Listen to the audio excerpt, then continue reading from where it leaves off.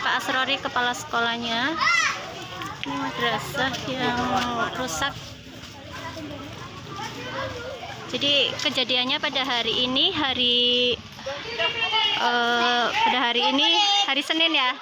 Hari Senin terjadi angin puting beliung di Desa Sutamaja yang mengakibatkan